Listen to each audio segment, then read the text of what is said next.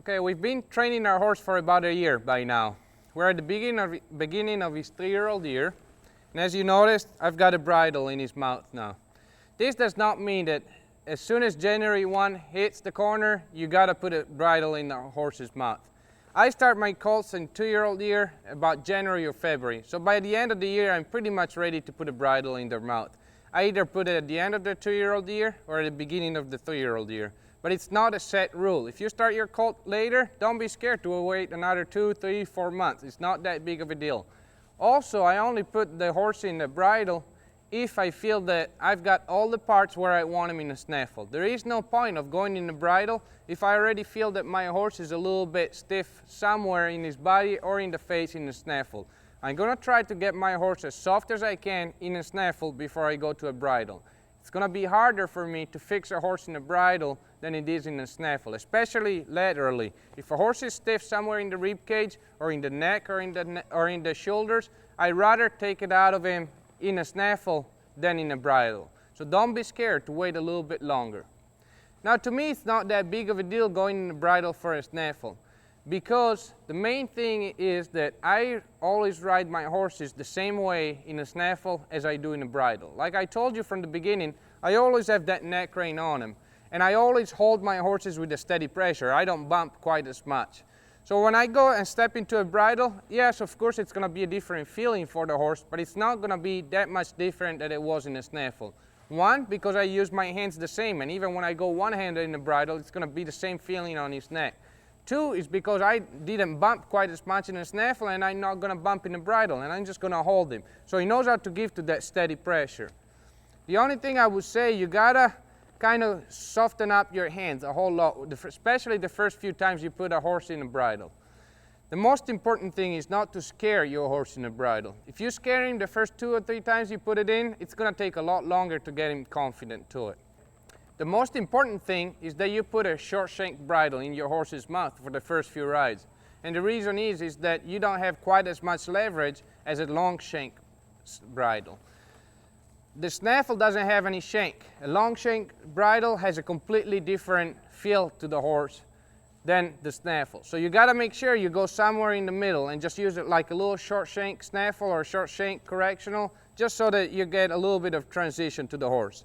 I usually keep a horse in a bridle for as long as the horse lets me. By that I mean I don't bump to a bigger bridle until I really need it. If you go through bridles too quickly, and let's say by the middle of your 3-year-old year you're already using big bridles on your horse, you're probably going to run into problems later on because you don't really have anything to step up to if you need it. I like to keep my horse with as soft of a bridle as I can for as long as I can, so that in the future, if I need to, I can step up to a bigger bridle and I'm going to have a little bit more response to the horse. For that reason, even through the whole 3-year-old year, if I don't need to, I would rather keep a horse in a short shank bridle and don't go to anything big unless I really need it.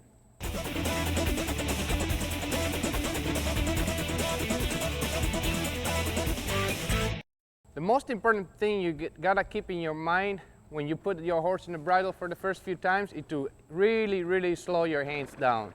It's a different feel, like I said, and you gotta move everything slower. You gotta give him the signal of what you want, and then you can pull on him or bump him really light or do whatever you need to do. But make sure that your hands move a lot slower than you did in the snaffle, okay? Because you don't really want to scare that horse for the first few times. As I said before, you need to give your horse the signal before you start pulling on him.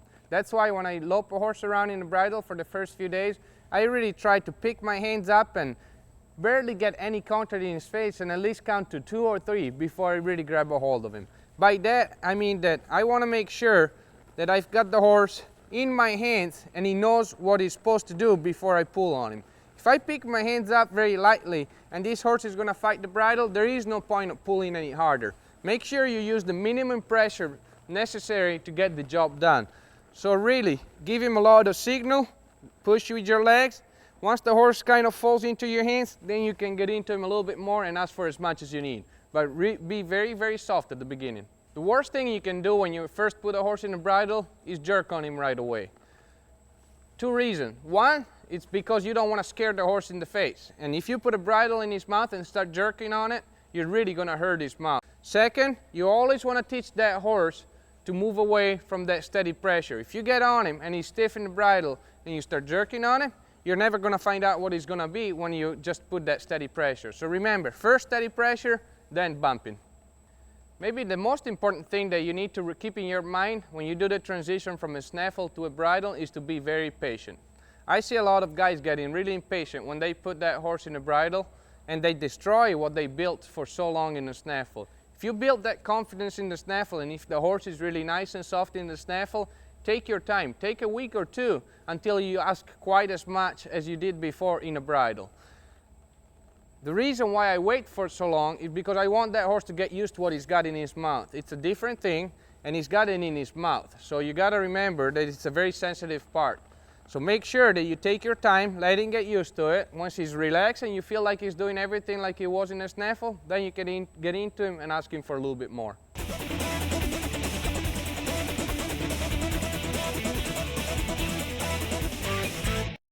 Now when you first put a bridle in your horse's mouth, he's probably going to do two different things. He's either going to put his head up or he's going to put it down. If that horse pushes down on the bridle, same exact thing. Just pick your hands up just a little bit more and just hold him there until you feel him coming up. You don't want that horse to learn that when you pick your hands up, he gets to push down on the bridle, okay? That's just a way for him to tell you that he's trying to find a way from the pressure. So make sure you keep that same pressure, and remember, if the head goes down, the hands need to come up just a little bit and just hold him there and ride him forward with your legs until he breaks over and then release. Don't start pulling him up and jerking him up, trying to lift his head up. He's just trying to find a way out, so just stay there until he finds it by himself. Another common thing that the horse does when you first apply pressure in the bridle is shaking his head. He's not trying to go up or down, but this time he's just going laterally left to right, trying to find a way out. Same thing. I'm going to do the same exact thing as I did before. I'm going to keep my hands in front of me and I'm going to keep a steady pressure. I don't want to bump the opposite way or where he's putting his head. I'm just going to keep my hands in front of me and keep a little bit of light contact. That way, whenever he puts his head to the left, he's going to find my right hand. Whenever he puts it to the right, he's going to find my left hand. And that way, he's going to find out that the only way to get off of that pressure is to stop in the middle and give back. So just be patient and just keep your hands in front of you. Don't try fighting with the horse when he's just trying to find a way out.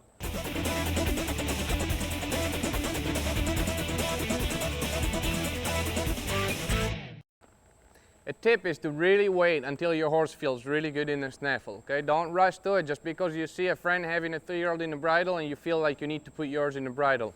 Until you have all the parts soft in the snaffle and all the maneuvers going pretty good in the snaffle, don't put him in the bridle. It's going to pay off later on, so just be patient. Another good tip is to leave the chin strap a little bit longer for the first few rides. That way, whenever you pull on the horse's face, he's not going to have the pressure in his mouth and underneath his chin at the same time, but you're going to give him more signal. It's just something that I do, and I actually like to leave my chin strap long for quite some time. So try it, and I think it's going to make your transition a lot faster. Another useful tip that I use with my horses when I put them in the bridle is to wait a couple days before I do any maneuvers. I usually just lope around or trot around or jog or walk or whatever you want, but for the first couple days I really take it easy on them until they really understand how to give to the pressure. Then later on I do all the maneuvers that I was doing in the snaffle. But there is no point or starting a fight in the maneuver if we can do it just loping around. Don't get it too complicated and make it too hard for the horse to understand. Just make it easy at first and then step up and do whatever you were doing before in the snaffle.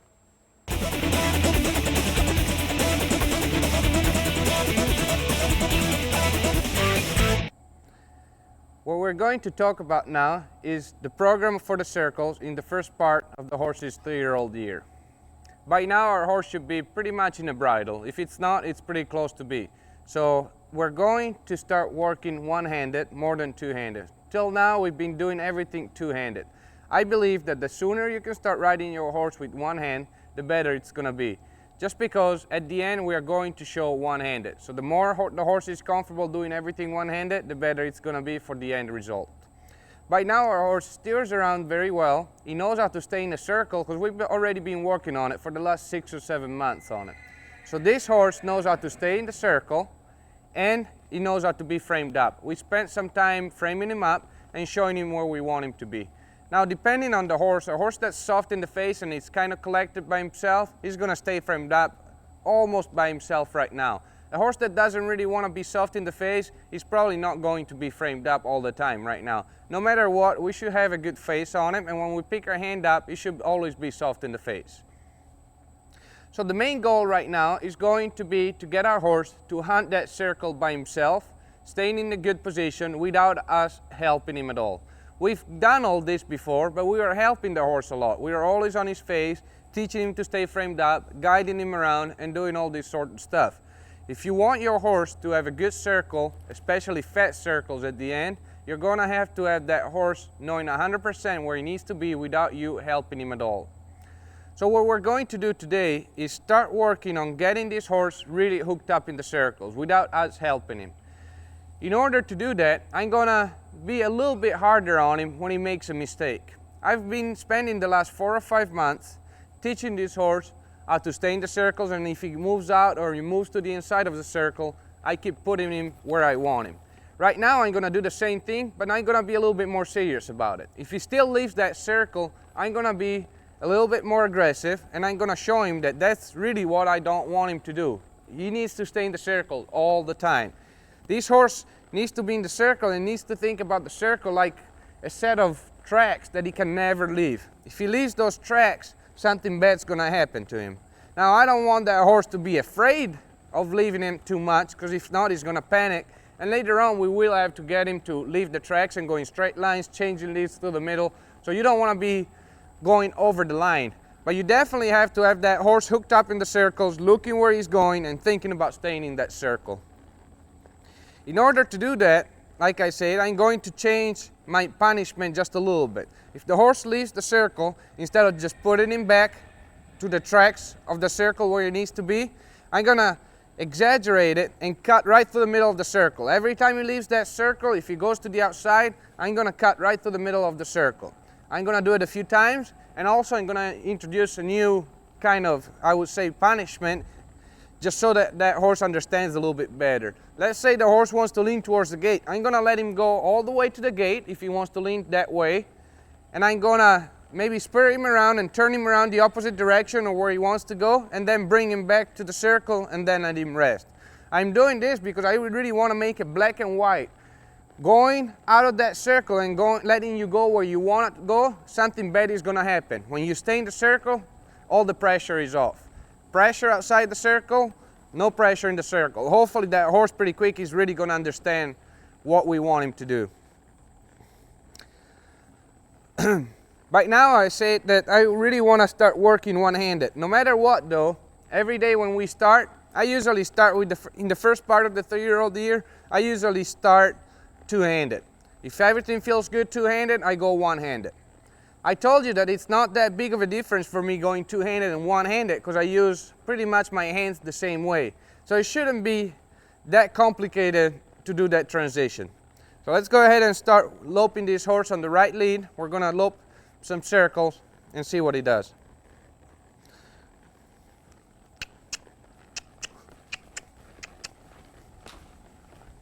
It's also very important now that you know exactly where the middle of your arena is, okay? That horse needs to hunt the middle almost by himself. It cannot depend on you to put him in the middle of the arena all the time. So you've got to be consistent and always go through that middle, okay? Now we are two-handed. This horse is very nice and relaxed right now. I'm gonna check on his face a few times just to make sure that it's soft, and he really is. He's not wanting to really leave that circle, but if you notice, I'm not gonna help him that much anymore. I've got my neck rein on him, and that's all I've got on him. He's looking to the inside of the circle by himself, and if he doesn't, I'm gonna fix it, and then put my hands back down. Don't help the horse very much.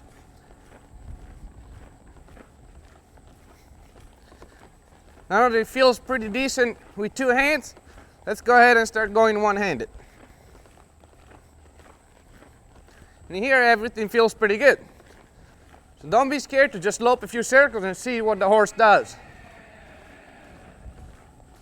Here we go, we've got the first problem. He's leaving the circle. So now what did I tell you? I'm not just gonna put him back in the circle. I'm gonna over-exaggerate the correction and put him in the middle of the circle. If you also notice, I first steer one-handed, and then when that horse loses the position where he needs to be, which is looking to the inside and soft in the face, I help myself with the inside hand. There is no problem. It doesn't mean that when you go one-handed, you can't go back with two hands and help yourself, okay?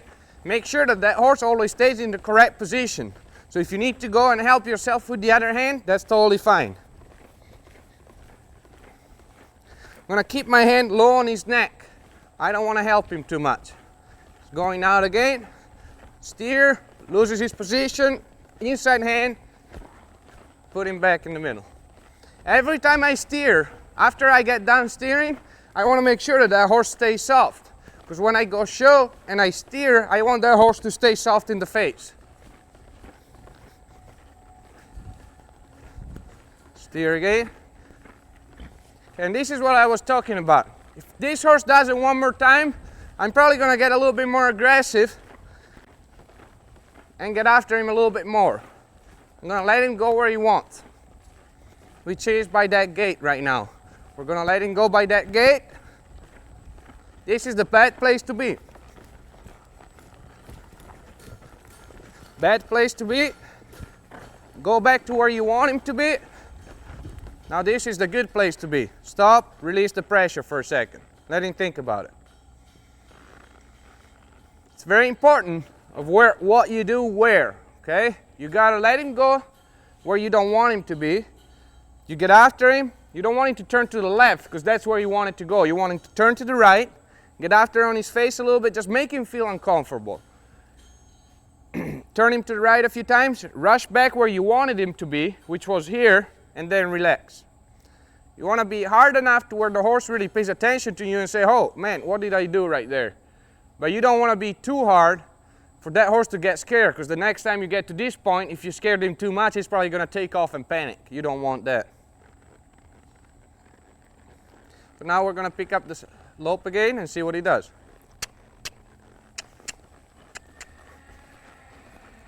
If you notice, I'm always on the same tracks in this circle. These horses cannot leave these tracks.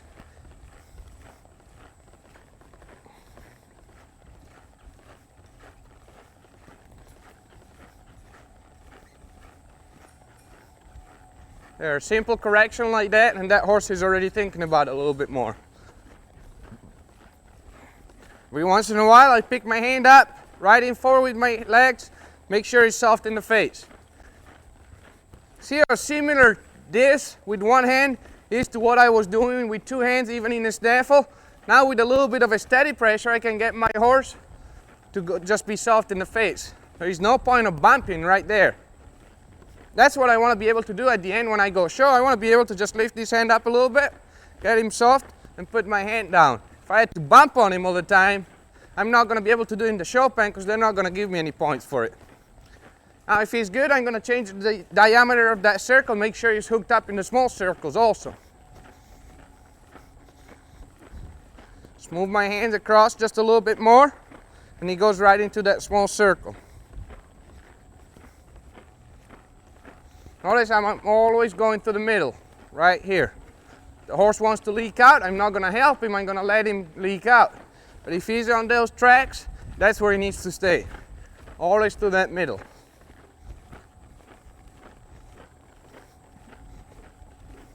Wanting to go out a little bit, we're going to give him a chance and fix him a couple times. Then if he still does it, then we're going to let him make the mistake. When I steer, he needs to be in the correct position. Make him look to the inside of the circle. If he does it one-handed, you go with two hands. Spend as much time doing the big circle as much as you do doing the small circle. It's very important for these horses to be hooked up in the small circles.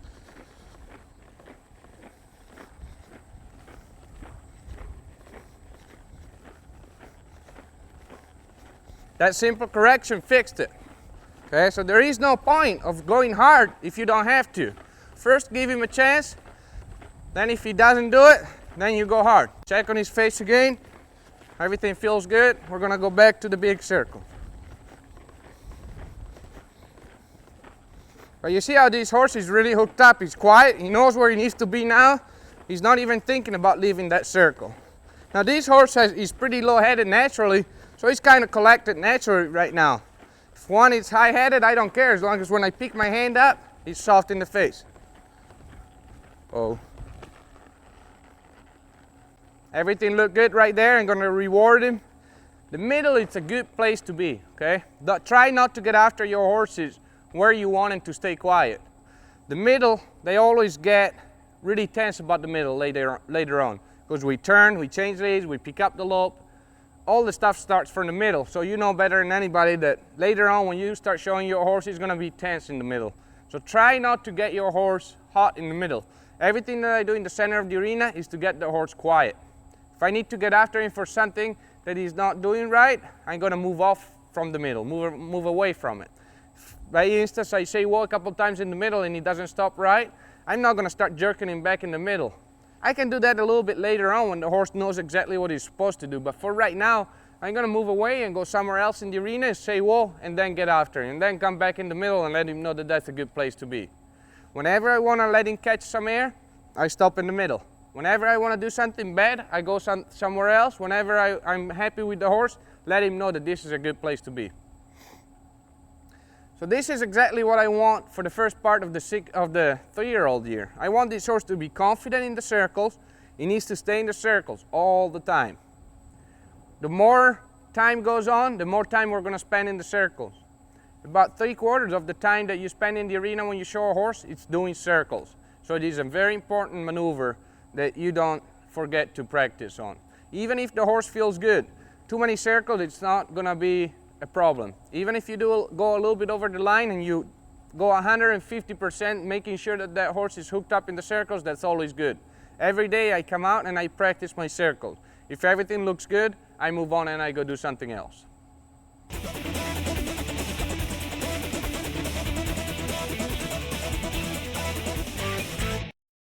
Make sure that while you do this exercise, you don't help your horse too much. Actually, don't help him at all. Make sure you give him the clue, which is if you've got 2 hands, both hands to the side. If it's one hand to the side. But keep your hand low on his neck. I see a lot of people going around like this and then they think that horse works great and then they add up speed and everything falls apart. If you keep your hand high, you're helping your horse. Keep your hand low on the neck. If you want to go faster, we're going to move it forward and I'm going to show you that later. But everything is going to stay low on the neck. If you want to keep it up and soften up your horse's face, that's fine, but then put it back down and go back to steering. So don't help your horse at all. When you go to steer your horse and fix a problem whenever he leans out or leans to the inside, make sure your horse is not leaning on your hand, okay? Whenever you ask to steer, that horse needs to respond. If he doesn't, we're going to grab a hold of him a little bit harder and use our outside leg and bump him if we're going to the inside. If we go to the outside, the opposite. Inside leg and bump him and make sure that he responds to our hands. But from now on, whenever you move those hands, that horse needs to be really responsive to that neck crane. So if he hangs on your hands, don't be scared to even stop and turn around a couple of times and get him off your hands before you lope off again. But don't let him lean on you. Make sure that, once again, you don't start guiding your horse with your weight. It is very important that you remember that your hand is what asks the horse to steer, not your weight. Don't help your horse with your weight either. Make sure you sit in the middle of the saddle, and whatever you do, move only your hand, and that's it.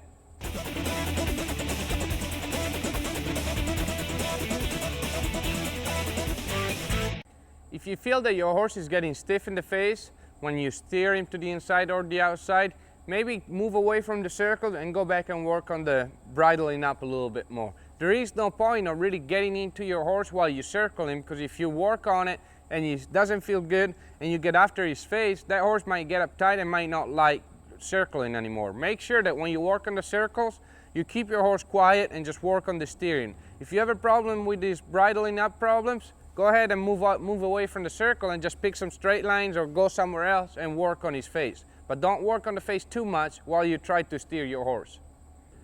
It is common that the first few times you punish your horse for leaning, let's say, towards the gate or wherever he wants to lean to, and you get after him kind of hard, the next time he goes to that point where he took out the first time, he's probably going to get kind of hot and get a little bit upset. Don't get after him for that, okay? If you get after him for a horse to get hot and get scared, he's gonna get hot even more. Make sure that if the horse gets uptight because he knows something bad is coming, because last time you got after him pretty good and you know that you got into him pretty good.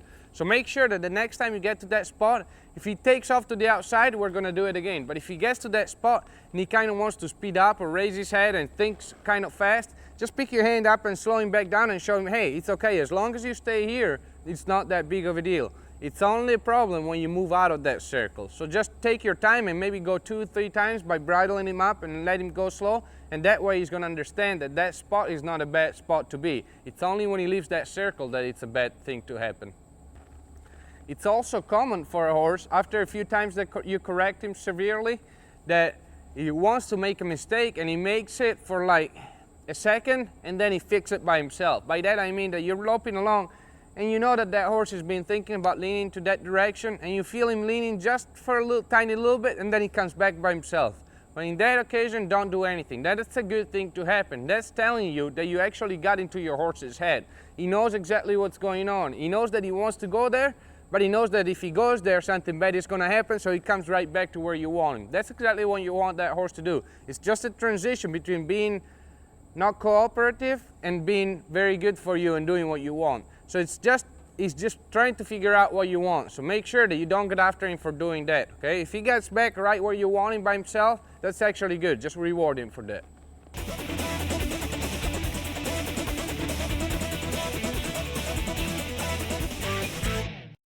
It's a very good tip if you've got kind of a hot horse or a horse that comes up fresh every day. At this point, go lope somewhere else in straight lines or guide everywhere before you go to the circles. I'm saying this because a lot of hot horses, when you put them in a circle, they tend to really want to take off outside that circle and go somewhere else, okay? It's okay to correct them, but you just make your life a little bit harder. If you just take the freshness out of them going somewhere else and then go to the circles, they might be in a better frame of mind to go ahead and do what you want.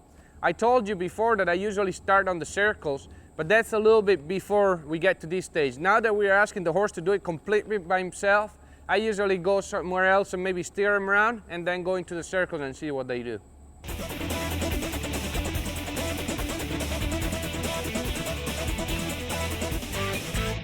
Okay, it's time now to teach our horse to respond to speed control. You can start earlier if you feel that your horse is really quiet and you've got all the body nice and loose. I usually start at the beginning of the 3-year-old year, and I'm sometimes not scared to do it towards the end of the 2-year-old year. I just put it in the beginning of the 3-year-old year just to be on the safe side. The reason why I want to be on the safe side is because I want to have quite a few things under control before I start asking for speed in the circles. First, I want the horse being very, very confident or where he needs to be at a slower speed. If we still have problems guiding him or teaching him to stay in a circle, going slow, there is no point of going fast, because once it gets fast, it's going to be more complicated.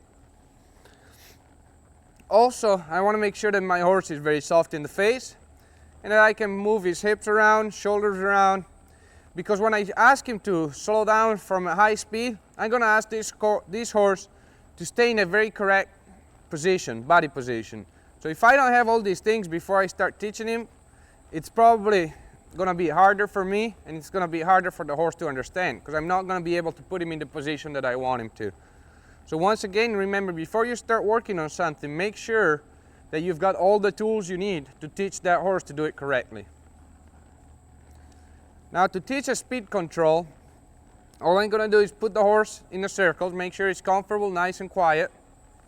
My cues to ask the horse to speed up are going to be a little bit different from like a rundown. The reason is that in a rundown, I want the horse to think about running by himself all the time. In a circle, I want the horse to think about me pushing him all the time and looking for that spot to slow down. Exactly the opposite of what we want in a rundown. The rundown, you don't want that horse to think about the stop too much, because if not, it's going to hit the front end or beat you to the ground. In a circle, I like to have that feeling that I feel that horse almost checking back with me because he wants to slow down. Because I can guarantee you, after a few times you go show your horse, he's going to get hot anyway, and he's not going to want to slow down as much anymore. So make sure that we teach our horse to always listening for our body cues to slow down. So what our body cues are going to be is move our hands forward, not up high, but just forward. Clack to the horse, and I'm going to clack in a rhythm based on the speed that I want from the horse. If I want a horse to go to a half, nice medium speed, I might clock every 3 or 4 strides. If I want a horse to go at a really high speed, I might clock every 2 strides or almost every stride. The reason why I clock all the time is because I want that horse to start listening to that clock, and after a while they will. And as soon as I quit clocking and I break my hands back, I want that horse to slow down. So I want that horse to really always listen to that clock, and whenever I quit clocking, I want him to check back with me. Now whenever a horse is quiet, it's always easy to do this because they really don't want to go, so all you have to do is push them, and whenever you release your legs, the horse is going to want to slow down. The problem comes when you've got a horse that's a little bit more on the harder side, and whenever you pick up that speed, he's almost liking that speed and he starts going on his own. I'm not going to ask a horse to slow down if I don't feel him wanting to slow down. By that I mean that if I pick up the lope and I start going faster and faster, and I feel that colt wanting to go fast by himself, I'm going to stay at that speed until I feel the horse getting a little bit tired and wanting to slow down. Because especially at the beginning when the horse doesn't know how to slow down, if you ask him to slow down when that horse wanting to run, it's not going to happen. That horse is going to want to fight you and he's not going to want to slow down. So even if it takes 5, 10, 15 fast circles, that's fine with me. That day I might only be doing it once, but whenever I ask that horse to slow down, I want that horse to be looking to slow down. That is very important. That's it. Because that horse is going to connect that slowing down is doing something that he wants. If you ask him to slow down when he doesn't want to slow down, then you have to pull on him and jerk on him and pull him back. That horse is going to connect that slowing down with something bad that's going to happen to him, and he's going to be really uptight about it. And then when you really ask him to do it fast and quick, that's not going to be smooth at all. So let's go ahead and practice a little bit on this colt. Even if I've got him pretty good one-handed, I usually start doing it two-handed.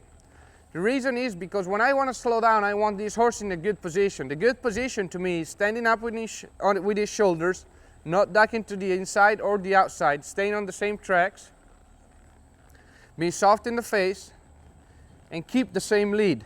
It's very, very common for those horses when you ask them to go fast and then ask them to slow down, to fall out of lead behind or up front or do something weird like that. It's just because it is hard for them. They don't know how to go fast and slow and keep that perfect position. It's something that we're going to have to teach them. So don't get after them for it. But what I'm going to do is ask them to slow down. If they don't slow down, I pick up my hands, I slow them down with my hands. And also what I like to do is push with my outside leg further back a couple inches and move that hip to the inside.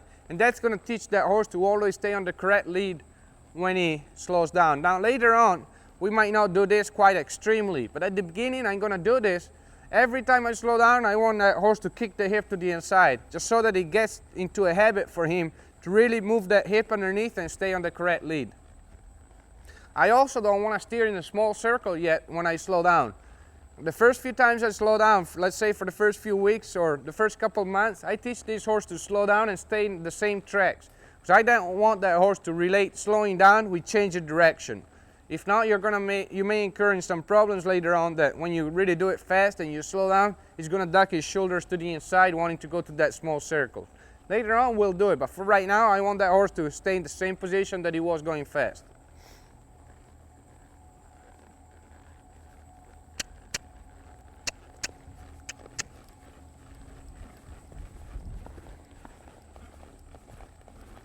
Make sure that our horse is nice and soft in the face, which he is. Put our hands down. Let's try it one-handed. Make sure the horse is staying right where we want him. Even if the horse is broke, I still want to make sure that before I speed him up, everything is where I want it. And it is with this colt. It feels really good right now. So now I'm going to start speeding him up. My hands forward.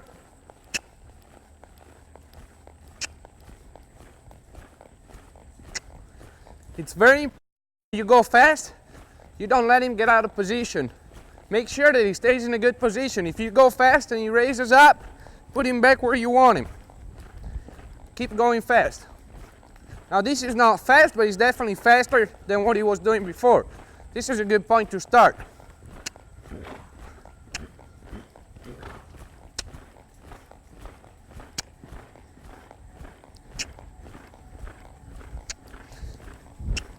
Now this colt feels nice and relaxed, so when I get to the middle, I'm going to ask him to slow down.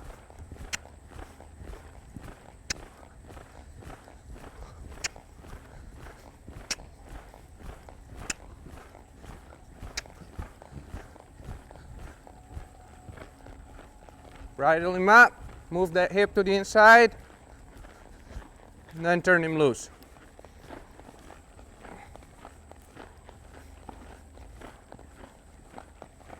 I'm gonna keep loping. I don't like to break a horse down too much because I don't want him to think that he can get out of that lope and break down to a trot when he slows down. Just gonna keep loping slow as long as he's quiet. If you want to break down because the horse is tired, wait about a circle and then break down. Now we're gonna ask him to go a little faster.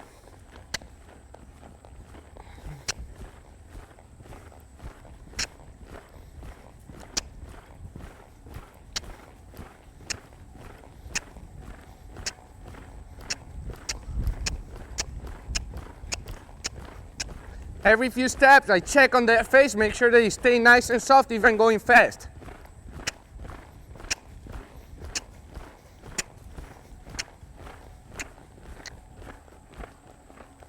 Make sure that he's got that hip to the inside, soft in the face. Now keep going. This is a kind of a lazy horse, so he's always looking to slow down. You saw that he wanted to slow down almost way before the middle. I tried to keep him going almost all the way to the middle before I asked him to slow down. Let's out even a little bit faster. See if he stays in a good position or not.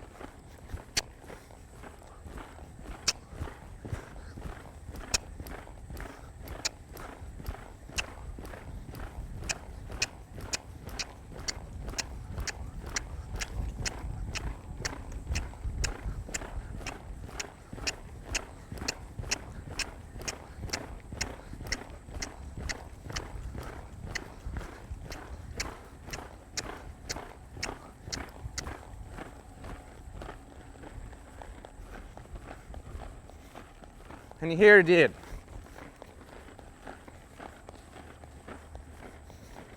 I want to reward him.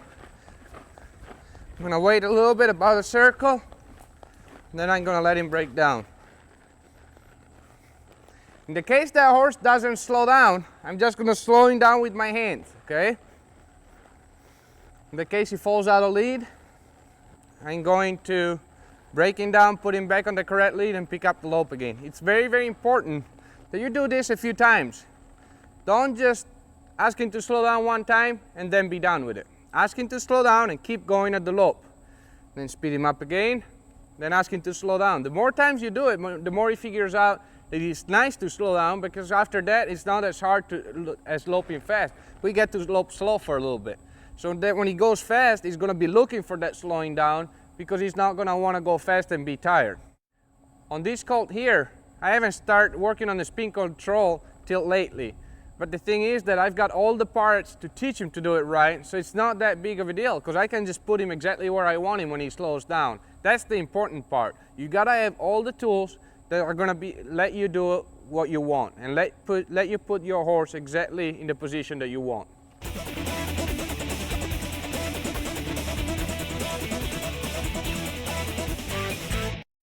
The most important thing that you've got to remember is that it doesn't matter what kind of speed you're asking for your horse, but you've got to keep your horse in the correct position. I see a lot of riders going slow and having very, very pretty circles. Their horse looks to the inside and then they go fast and they forget about it all. Just because they're going fast, they're letting their horse drop his shoulders to the inside, picking his head up, looking to the outside of the circle. If you do that and then you ask the horse to slow down, if you ask the horse to slow down, that it's in a bad position, it's definitely not going to be in a good position when you ask him to slow down. So make sure that you keep your horse in the position that you want all the time. Does not matter what kind of speed you're asking your horse. Make sure you don't let your horse get stiff. If you're going fast and you feel like your horse is getting stiffer, keep going fast and forget about the slowdown for maybe a day or two, and just practice going fast circles and keeping him soft in the face. He has to stay soft in the face all the time. So make sure that even when you go fast, you pick your hands up and he has to be just as soft as when you were going slow. The minute you lean forward, you're going to lose all the feel underneath you. You're gonna go forward and put your weight on your stirrups instead of your butt cheeks, and you're not gonna feel what happens underneath you. So make sure that even when you speed him up, all you do is just move your hands forward, use your legs and you use your voice, so that when you slow down, you're already in that position and you're gonna feel exactly what happens. And if anything happens and anything moves, you're gonna feel it right away. If your butt is out of the saddle, you're not gonna feel what's going on underneath you. It's very, very important that you keep clucking even if your horse wants to get hot. By that I mean that I want that horse to learn that he needs to stay with the rhythm of my voice. If I ask him to cluck to go about medium speed and I'm clucking about every 4 strides, and that horse starts picking up that speed, what I'm going to do is pick up my hands and slow that horse down back to where I wanted him. Not slow, because that's not what I wanted, at the speed that I wanted him. But I'm gonna keep clucking every 4 stride, because even when I slow that horse down, I want him to listen to that cluck, because that's what he did. He didn't listen to that cluck and he went faster than what I wanted. So this cluck means this speed. So make sure that you don't quit clucking just because your horse gets hot. If not, you're not gonna cluck anymore, because pretty quick that horse is gonna start running without listening to you. He needs to learn how to listen to the rhythm of your voice. It's important that, especially at the beginning, when you ask your horse to slow down, first you ask him to slow down, and right afterwards you ask him to move that hip to the inside. Don't try to do everything at the same time. It's gonna be confusing for you and your horse. Later on, we're probably gonna ask that horse to slow down in 1 stride and kick that hip to the inside by himself. But for right now, first ask him to slow down, then you move that hip to the inside, and then you move on and let him straighten out. Make sure that you don't hold the horse in the position that you want either. It's easy when you go fast to keep that horse where you want him. Make sure you keep your hands down low still, forward but low, and then let your horse do it. If he picks up that head, and he probably will, and he gets out of frame, put him back in frame and then put him back down. But don't hold that horse in that position. If not, it's not gonna be exactly what the horse wants to do, but it's what you make the horse do.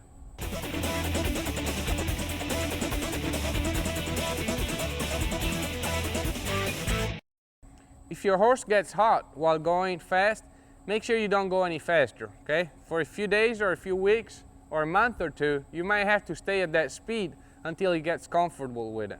If he's going hot, if he's a hot horse, you're probably gonna have to deal with it for the rest of your life. But if he's a quiet horse and you feel like he gets excited going fast, it's just because he doesn't know how to handle the speed. So make sure you don't add even more speed, because he's already feeling discomfort. So keep going at that same speed until you feel that he's nice and quiet again, and then you can step it up another notch.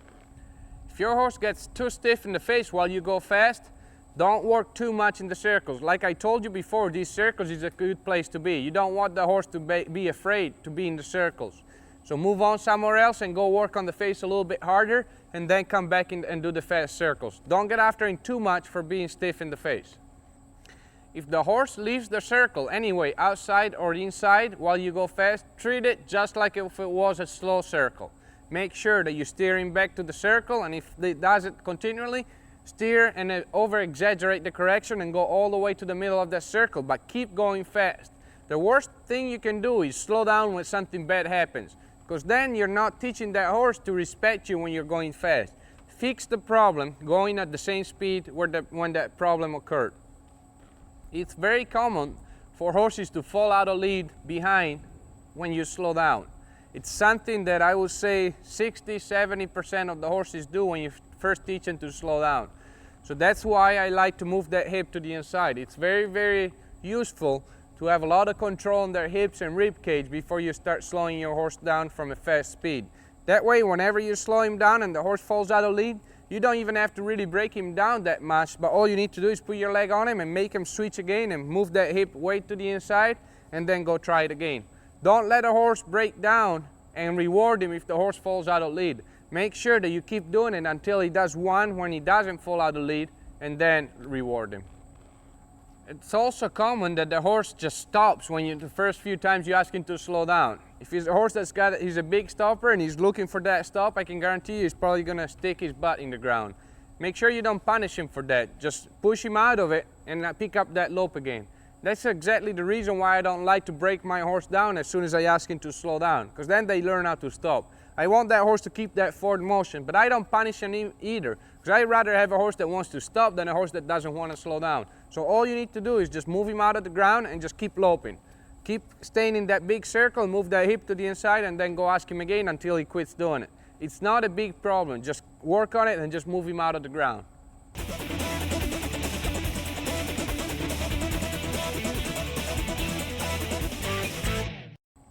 It's very useful if you work on the speed control when your horse is a little bit tired. It doesn't have to be dead tired, because then you won't have any more horse left and he's not going to be thinking about what he's doing. But you don't want that horse that's coming out fresh and start working on the speed control. Every horse, I can guarantee you 100% of the horses, I don't care if you've got the quietest horse, they're going to get a little bit excited with speed. If your horse is already fresh, you're really going to get into problems if you speed him up even more. So make sure you take the edge off of your horse, or even get a horse that's a little bit more tired when you start doing it for the first few times. Later on, we can test them when they're fresh just to make sure that they're nice and broke and they know how to do it. But for right now, when you teach them, make sure that your horse is a little bit tired before you start working on it. Make sure that you increase your speed gradually. If you jump from let's say gear 1 to gear 4, that horse is going to get uptight and he's not going to want to slow down quite as good. Make sure you go gradual. We've got another 10, 11 months to do it. So if you kick it up a notch every 2 or 3 weeks, you'll be at full speed by summertime. So don't worry about going too fast too soon. Make sure it's gradual, make sure your horse is comfortable with it, and make sure that everything is in the right position.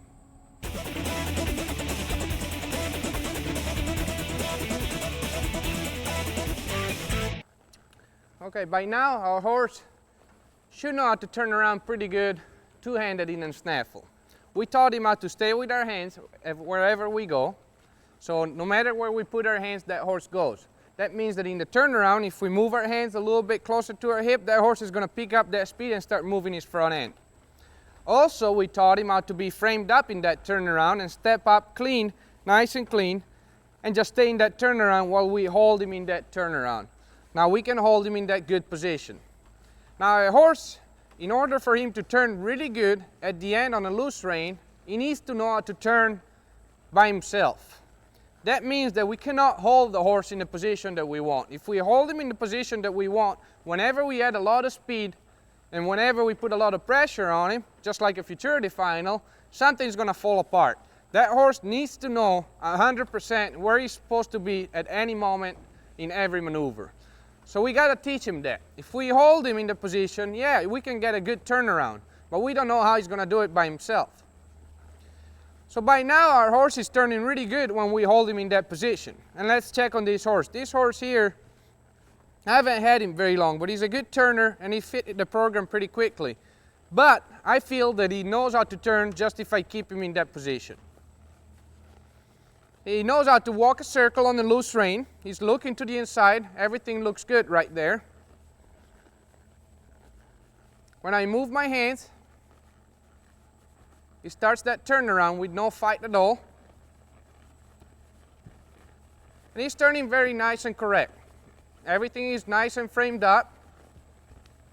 If I want to go faster, he picks up the speed. And everything is really good right there. So I don't have any problem with that. The only problem that I've got is that if I was going to go show this horse right now, I'd have to hold him in that turnaround the whole time. Because I can feel that this horse does not know how to turn by himself.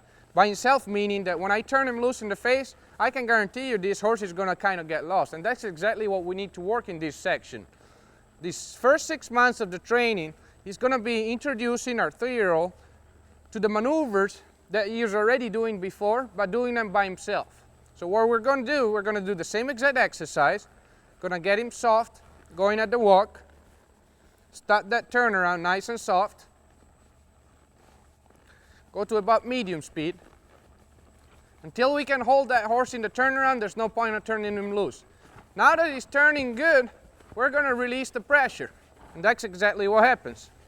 That horse goes out. So what are we going to do? We're going to pick up our hands again, use our outside leg and put him back in the position that we want. Now we're going to turn him loose again. That's exactly what happens. That horse looks to the outside and gets lost. We're going to bring him back in, outside leg, put him back where he was before. Now we're going to release. and there he goes out again. Bring him back in. Until when we release, we feel him turning for at least a step or two by himself. Right there. Whoa. I'm not going to ask him too much at the beginning, okay? I'm not going to expect him to turn for 3 turns by himself, because there is no way he's going to do it. He's going to get way too tired before he does that. But what I'm going to ask him to do is to just come my way a little bit. By that I mean whenever I release my hands, he needs to at least stay in that turnaround for a step or two, and then I'm going to reward him and stop. Once I stop, I'm going to try it again. If the horse is really tired, don't try it right away. Maybe walk him for a second and then go back to it. When you bring your horse back into the turnaround, don't pull really hard, okay? All you need to do is just move your hands where they were before, use your outside leg, and put him back to where he was before. You don't want to punish him for it. You just want to show him where he needs to be. We're going to start that turn. We're going to turn him loose. See, now he's staying in the turnaround. He just lost his position. He's looking to the outside. So all I'm going to do is put him back where I wanted him, right there. Then I'm going to turn him loose again. He's losing his position. I'm going to put him back where I wanted him.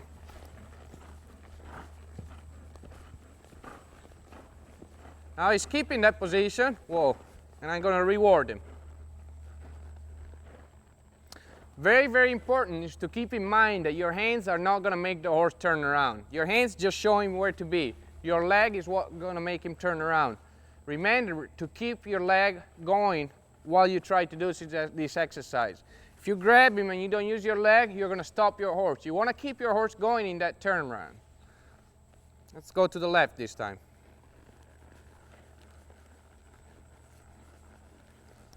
We're going to walk a circle. It's nice and quiet. Just looking to the inside. We're going to start that turnaround. Okay, that feels pretty good. Turn him loose. And that's not bad. I'm going to wait until if he gets bad. He's stretching out, have you noticed? He's not going to hold that frame. Okay, now he's starting to get kind of clumsy and wanting to go out. There he goes out. Now I'm going to fix it. Until he feels good again, I'm going to get a hold of him. Now I'm going to turn him loose again. Oh. That time he turned around pretty decent by himself, so I'm going to reward him. The first thing that's going to happen when you turn your horse loose is going to want to get out of the turn. Once he figures out he can't get out of the turn because you're going to bring him back, what he's going to do is going to stay in that turnaround, but he's not going to hold that quite as much. He's going to stretch out. So all you're going to need to do is just pick your hands back up, use your outside leg, and put him back in that frame that you want, and then turn him loose again. I still start these turnarounds from a walk because I believe it's a little bit easier on the horse. Plus, when I walk them around, I can soften them up in the face, make sure that they're nice and soft before I start that turnaround. Now he's turning good. Now we're going to turn him loose.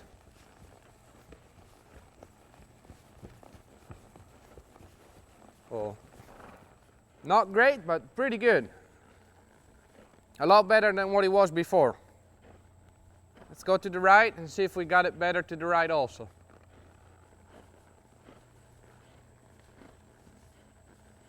Soften him up a little bit. Start, turn. Feels pretty good. Let's turn him loose. If the horse wants to quit turning, just bump him with your outside leg, just like I'm doing right now. Gets out of that position, put him back in, right there. Turn him loose again. Gets out, bring him back in. Turn him loose. If he wants to quit turning, just pick up with your outside leg. Put him back in a position where you want him. Turn him loose. Oh, there he turned about a turn. A lot better than what it was before. I'm going to stop and reward him. Very, very important is your timing here. You pick up your hands and you go with your leg at the same time. The only time I don't pick up my hand and I just use my leg is whenever the horse doesn't get out of that turn but just quits turning. All I want to do is just put my leg on him. If he gets out of the turn when I do that, then I bring him back in with my hands. But there is no point of using my hands because my leg, it's what makes the horse turn. So I'm not going to pull more because he quit turning. I'm just going to use my outside leg. That's what's going to make the horse turn. If then after I use it, then he gets out, then I'm going to bring him back in. One more time to the right and see if we got it better.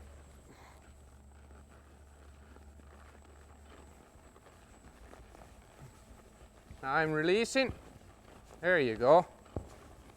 Oh. Now that would be good enough for me for the first lesson. I'm going to move on and go do something else. Don't try to make it perfect. Little steps at a time. If he gets to turn for like 2 steps, the first day that's fine. The next day 3 steps. The 4th day 5 steps. Make sure that you go gradually. Okay? You just have to keep in mind we're at the beginning of the 3-year-old year. We just want 4 nice turnarounds at the end of the 3-year-old year. That's 12 months later or 11 months later. So make sure that you take it little steps at a time and your horse is going to be not confused and he's going to be really clear on what he needs to do.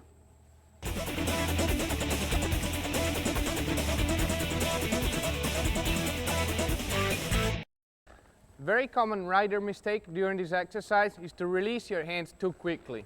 Okay? If you start that turnaround and you've got your hands up and everything is looking good where you want it, just release kind of slowly, because if you really put your hand down quick, that horse for sure is going to jump out of that turnaround. I can guarantee you most of the older horses will do that. So make sure that you go gradual when you release your hands. If you can only release them to here today, that's fine. Tomorrow you're going to try to release them to here. But if you go down all the way, you're never going to find out what he does somewhere in between. So if he's jumping out right here, there's no point of putting your hands down all the way, because you can just fix it when he first tries to come out. So be gradual and really feel your horse whenever you release your hands. Another common mistake that I see people do is whenever the horse wants to slow down, they kick way too hard with their leg, and of course the horse wants to jump out of that turnaround. Make sure that you use your leg hard enough to make the horse respond to it, but not too hard so that the horse gets scared and wants to leave that turnaround, okay? Make sure that whenever you start feeling that the horse slows down, you apply a little bit of pressure. If he doesn't respond, more pressure. If he doesn't respond, even more pressure. Then if he jumps out, then we can fix it. But just make sure that you don't use too much pressure right off the bat. Because you've got your horse going fast, it doesn't mean that you gotta keep him going fast all the time. You've got him going fast, good for you. Now slow back down and make it nice and correct, going slow again, and then you can put him back fast.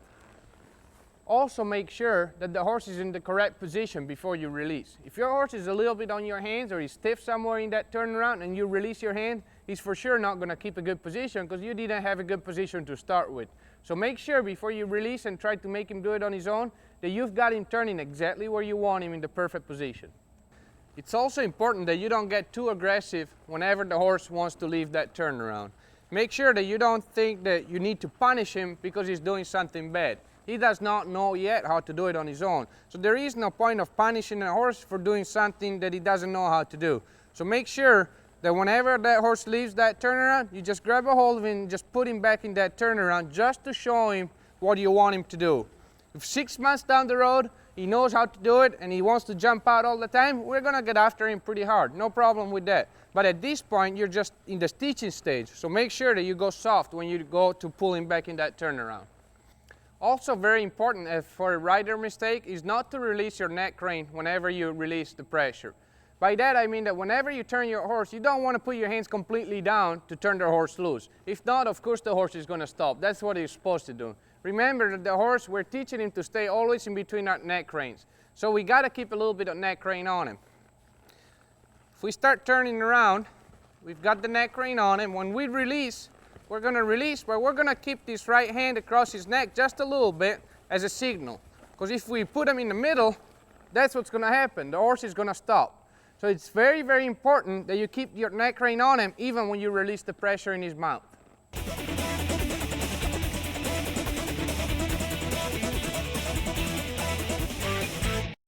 The most common problem that you've got doing this exercise that the horse just leaves that turnaround. Whenever you drop your hands, he just leaves the turnaround. Once again, it is normal because he's not used to you putting your hands down completely. Of course, we're going to keep a little bit of neck rein, but he's just used to feeling that pressure in his mouth. So it is something completely new to him. So don't be frustrated if the horse keeps doing it for quite some time. It is something completely normal, and just go through it and be consistent and patient, and I'm sure your horse is going to figure it out. A common problem that you're going to go through also during this exercise is that the horse is just going to stop whenever you release your pressure.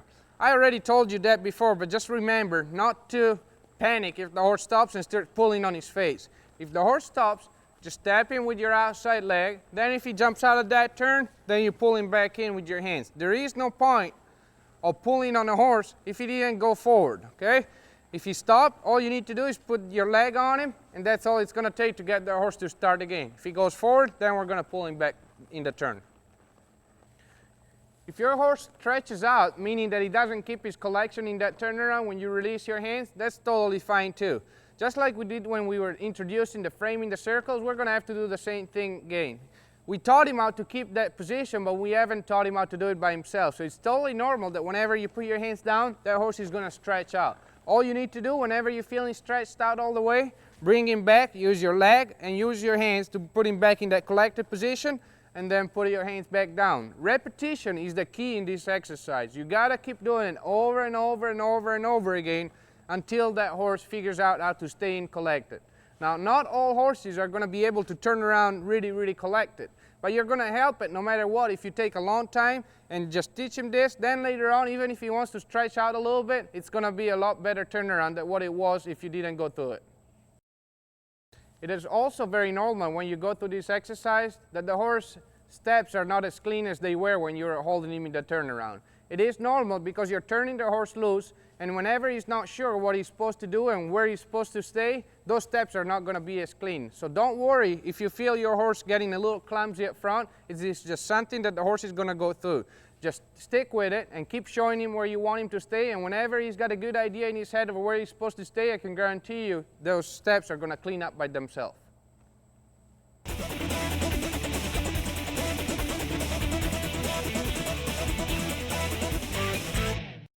Make sure that whenever you do this exercise, you keep using two hands, okay? Even if you feel that you've got your horse locked in pretty good and you think that you can do it one-handed, don't go with one hand yet, because you're not going to be able to fix the problem if something happens. Make sure you stay with two hands. Staying with two hands doesn't mean that you got to pull with both hands. It just means that you got two hands on the reins, a little bit of neck rein, and your hands over here. If anything happens, you're going to be able to grab a hold of him and fix him in that turnaround. If you only have one hand, you're never going to be able to fix the problem promptly enough.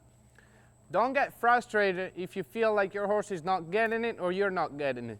It is a bad transition, by bad meaning that it's a hard transition to do. Whenever you teach a horse to do something and then you turn him loose and expect him to do it by himself, it's going to feel like you're going backward. You had a nice plus half turnaround and now you're back to a minus half or something like that. You get frustrated, but it's something normal. So make sure that you stick with it and you take a long time. Whenever that horse doesn't feel good, just keep going with it. Make sure that you're doing the right things, you're going through the step, and I can guarantee you that horse is going to figure it out pretty quickly.